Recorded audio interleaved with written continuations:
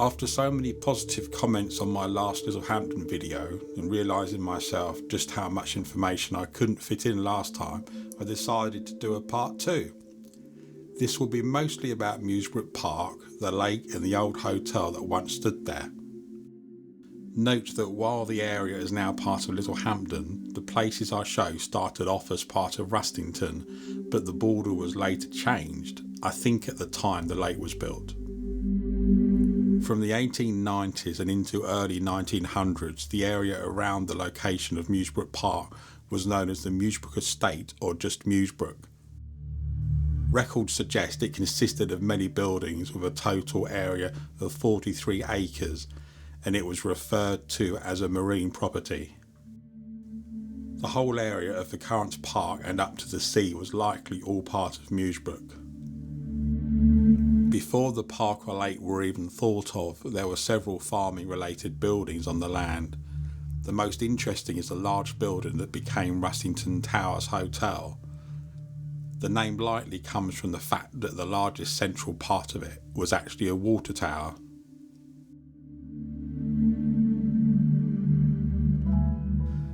Entering the land, we firstly see the water treatment building, which is said by some to be where the hotel once stood.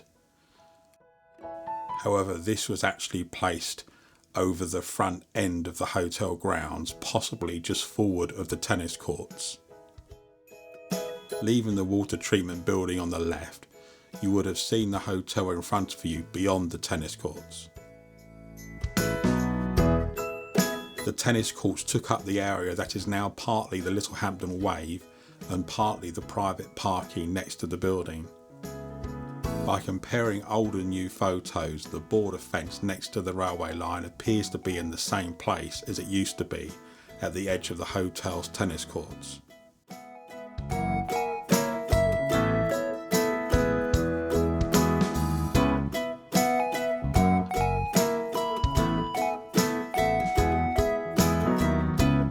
As far as I can tell, the east edge of the Littlehampton Wave building runs roughly along the same line as one of the paths that led to the hotel.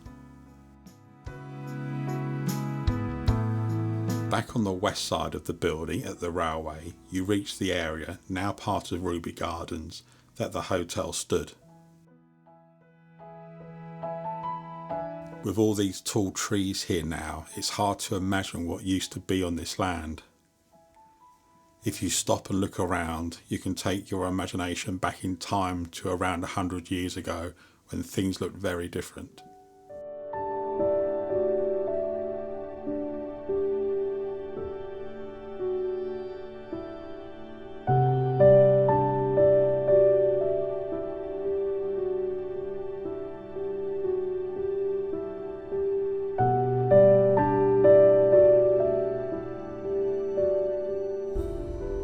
I have read on several websites that the hotel used to be called Mewsbrook House, and I even stated that in my previous Littlehampton video, but I cannot find any historical records of that name being used. It appears that several builders in the area of the hotel were known collectively as Rustington Towers when they were auctioned off in 1921 for the sum of £5,500, with the main building becoming a first-class hotel called Rustington Towers Hotel by the end of the same year. Later records show the hotel land consisting of 5 acres, so I assume the bulk of the original 43-acre plot was sold off at some point. I should mention that the Mewsbrook House care home in East Street in Littlehampton appears unrelated to the buildings around the park other than having the same name. In the description I will place links to 2 old aerial photos from the Historic England website that unfortunately I have not had permission in time to place in this video. The first, from 1927, actually shows the old Rustington Towers Hotel. You can clearly see it around the bottom left of the photo, and nearby the land where the lake was yet to be built. On the other photo, which is from 1954, the lake has been built, the hotel has gone, and a miniature railway has also appeared. The photos were taken from different heights, so a comparison by overlaying the images isn't easy to do, but if you look carefully at the later photo, you can see marks in the ground where the paving leading to the hotel entrance used to be. You can also see the tracks from the railway that follow the same line next to what is now a golf course. Comparing those images with modern day aerial footage, I can say with certainty that the hotel is exactly where the Ruby Gardens conservation area currently is, starting around the location of the current engine shed. Going by the photos I have seen, the hotel building went right up to the current border fencing. From the air, the line of trees and shape of the corner and location of the railway line where Ruby Gardens is seem to match perfectly. However, there are records of the railway tracks being moved at some point, but details are sketchy. From studying old and new footage closely, I think the railway used to come straight from Ruby Gardens towards the sea before taking a sharp turn west. Now it looks as if the track starts off in the same place at the far corner at Ruby Gardens, but then heads in a southwesterly direction, so it meets the road further west along Sea Road than it used to. That may have been done to allow room for the waterworks to be placed where they are now. Searching through all the growth here, as I've done in the past as well, I could not find any evidence at all that the hotel once stood here. There are small hints of a building, some brickwork and some small patches of concrete, but that could be almost anything. It's a shame that this once grand luxurious hotel shows no signs of existence other than in a few old photos and on maps. There is now housing in a short alleyway the other side of the fencing where the hotel used to be, which used to be fields before it was built on.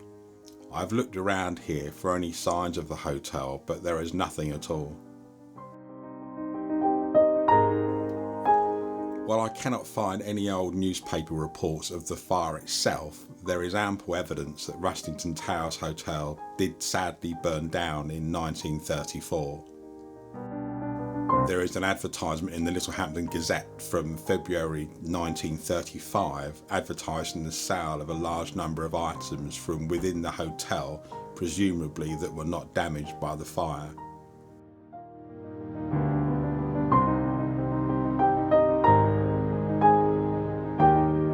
The next month, October 1935, the same publication printed a story claiming that the hotel was going to be rebuilt, but not at the same site, but hundreds of yards further inland. I cannot easily find details of this, but it's beyond the scope of this video, so I won't research it further for now.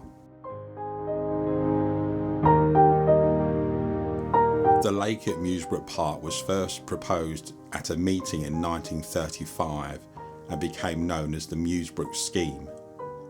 The land was mostly marshland at the time, the water coming from a tributary of the Black Ditch further inland.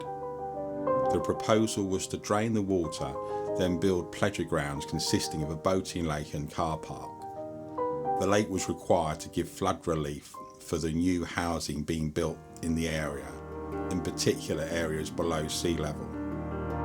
The plans went ahead and Mewsbrook Park was opened to the public in 1939. Today, sunken sewers provide most of the water in the lake. In the same year, shortly before the start of World War II, the shell of the burned down Rustington Towers Hotel still remained, and the ruins were set alight and destroyed as part of a demonstration by the Territorial Army.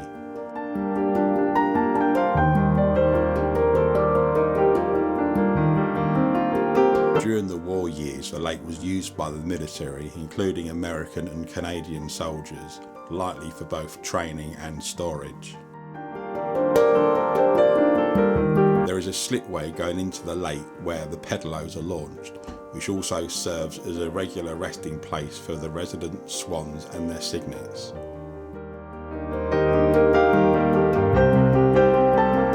The lake is still used as flood prevention today, as well as giving a habitat for wildlife and continuing its original pleasure use as a boating lake. although the often seen rowing boats of the past are no longer available for hire, but pedalo boats could often be seen during the summer months.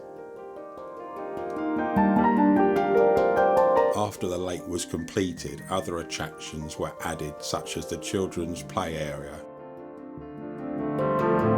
Surrounding the lake are 3 Art Deco style shelters that were placed there at the time it was built and still stand today.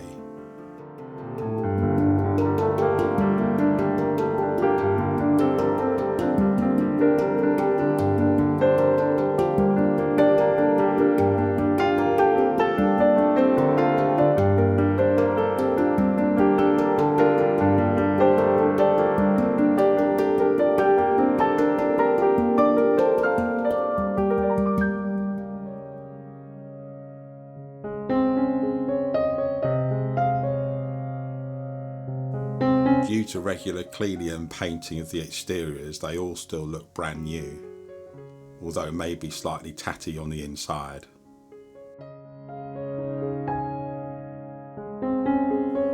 Old photos show that this white structure was also an early feature, but its original use is unclear.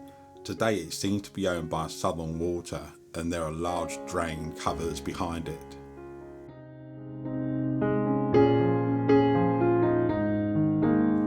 There also used to be another white building next to it, possibly a cafe. That land is now where one of the 4 entrances to the park is, where there are wooden stepping stones and a bench to sit on.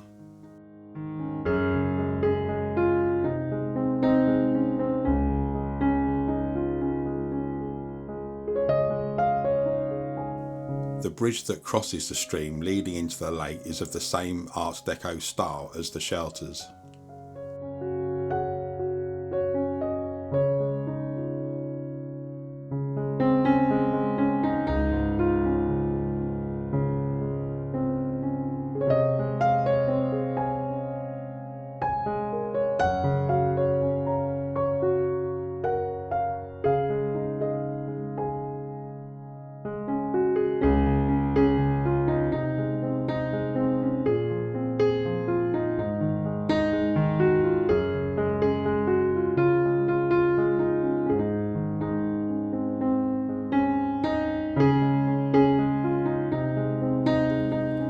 This is where water comes in from underground sewers.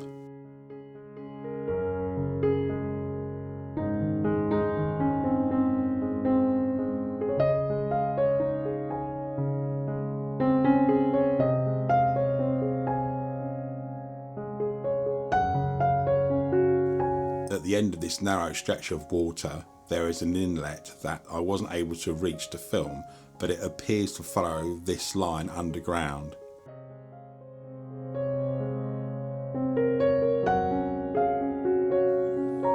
At the other end of the lake is a sluice gate connected to a pipe under the main road that leads out onto the beach. When filming this, the tide was out, but when the tide comes in, the water level covers at least some of this outlet.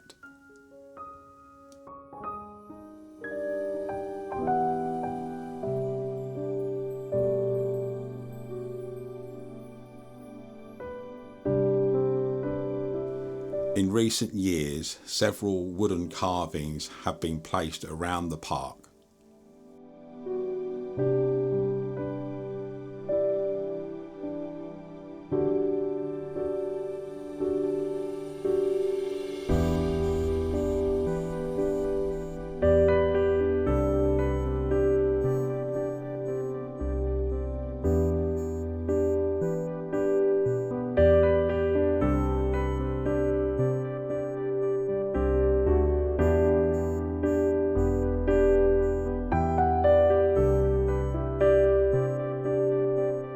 I don't know how old this tree is, but it has an odd shape, possibly due to the wind that regularly gets funneled through the park from the sea.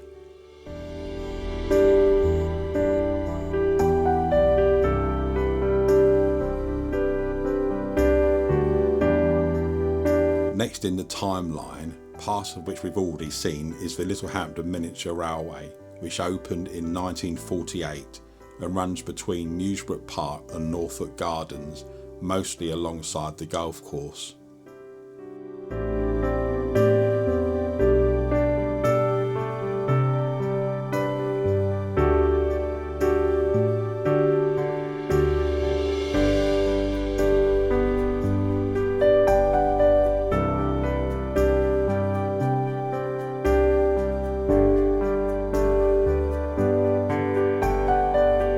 The start of the journey from Mewsbrook Park station goes through the back of Ruby Gardens, lightly through the grounds where the hotel used to stand.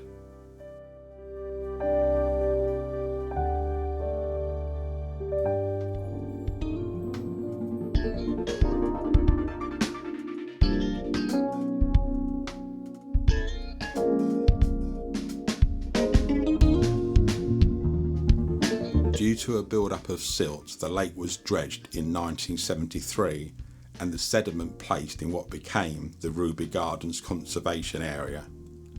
The lake was again dredged in 1981. This explains the ups and downs of the land around Ruby Gardens.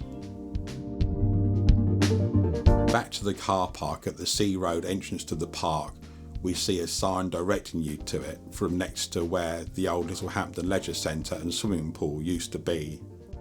That building was demolished between 2017 and 2019, along with the old sports hall known as the Sports Dome that was part of the leisure centre and stood where the Littlehampton Wave now is.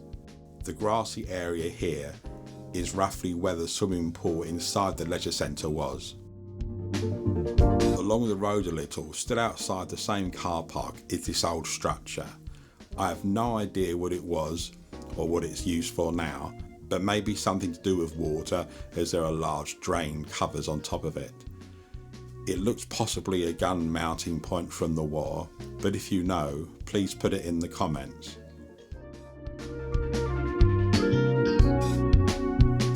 While we're nearby, I'll show you a few other things in the same area.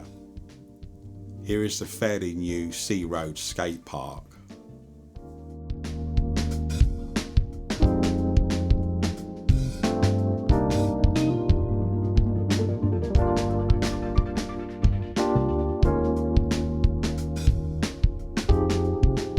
Across the road is the very new cafe called The Beach.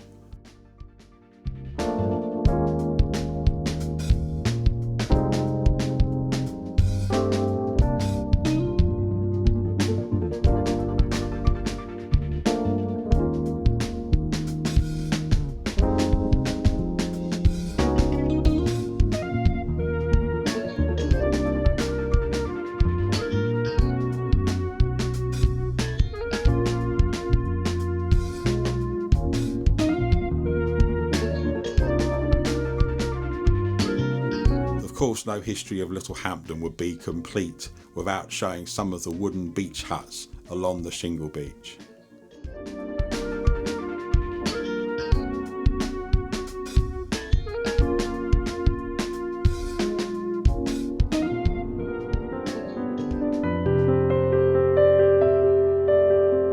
In the description, I shall provide links to some of the historic photos I have found of the area.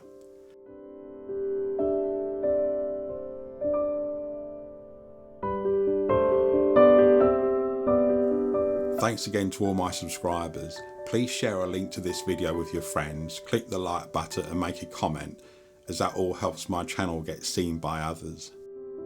I'd also appreciate it if you would subscribe to me to help the channel grow, which would encourage me to keep going. See you on the next one.